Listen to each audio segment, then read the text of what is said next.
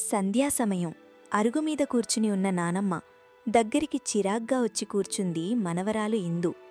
ఏమ్మా ఇందూ, ఏమైంది? ముఖం అలా మాడిపోయుంది అని అడిగింది నానమ్మ. ఏం చెప్పమంటావు నానమ్మ, ఆఫీస్లో నా ఐడియా చాలా బాగుందని అందరూ అన్నారు. కానీ ప్రెజెంట్ చేసేటప్పుడు మా మేనేజర్ ఏదో అడిగితే నేను కాస్త గట్టిగా సమాధానం చెప్పాను. అంతే, నా ఐడియా పక్కన పెట్టేసి నన్ను తిట్టారు. నిజం చెబితే ఎవ్వరికీ నచ్చదు నానమ్మ అంది ఇందు కోపంగా. నానమ్మ నవ్వి, అమ్మీ, నిజం చెప్పడం వేరు, ఆ నిజాన్ని ఎలా చెప్పాలో తెలియడం వేరు. ఎవరితో ఎప్పుడు ఎలా మాట్లాడాలో తెలిసిన రోజే మనిషి సగం విజయం సాధించినట్టు. నీకో చిన్న కథ చెబుతా విను. పూర్వం ఒక రాజుండేవాడు. ఒకరోజు ఆయనకొక వింత కల వచ్చింది. తన నోట్లోని పళ్లన్నీ ఒక్కొక్కటిగా ఊడి కింద పడిపోతున్నట్టు, చివరకు ఒక్క పన్ను కూడా లేనట్టు కలగన్నాడు. కంగారుపడి మరుసటి రోజు ఆస్థాన జ్యోతిష్కుణ్ణి పిలిపించి ఆ కలకి అర్థం అడిగాడు.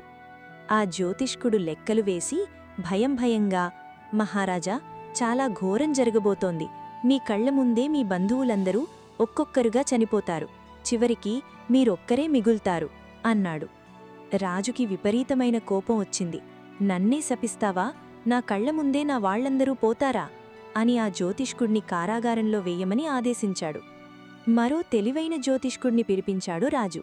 ఆయన కూడా అదే విషయాన్ని గ్రహించినా కాని ఆయన రాజుతో ఇలా అన్నాడు.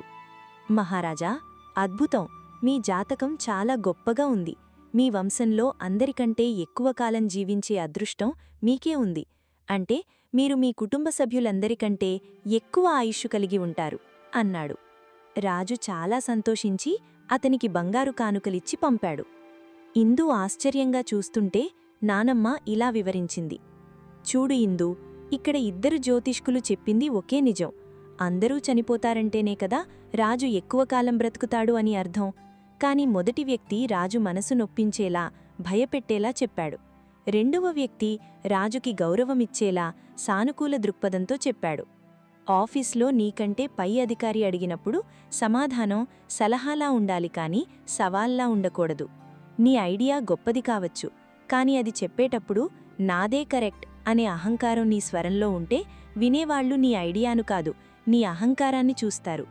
నువ్వు మాట్లాడి ముగించిన తర్వాత అవతలి వ్యక్తికి నీ మీద గౌరవం కలగాలి, కాని నువ్వంటే కోపం నాకూడదు. రేపు నువ్వు ఆఫీస్కి వెళ్ళాక నీ మేనేజర్ దగ్గరికి వెళ్ళి ఇలా చెప్పు. సార్, నిన్న నా ఐడియాను మీ ముందు ఇంకాస్త మంచి పద్ధతిలో ప్రెజెంట్ చేసి ఉండాల్సింది. ఆ ఉద్వేగంలో నా మాట తీరు సరిగ్గా లేకపోవచ్చు.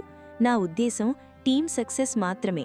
ఒకసారి వీలైతే మళ్లీ చర్చిద్దామా అని అడుగు. అప్పుడాయన నీ మాటల్లోని పరిణతిని చూసి ఖచ్చితంగా నీకు అవకాశమిస్తారు. నానమ్మ మాటలు విన్నాక ఇందుకు అర్థమైంది. మాట కేవలం ఒక శబ్దం కాదు, అదొక ఆయుధం. దాన్ని ఎలా వాడాలో తెలిస్తే ప్రపంచాన్ని గెలవచ్చని.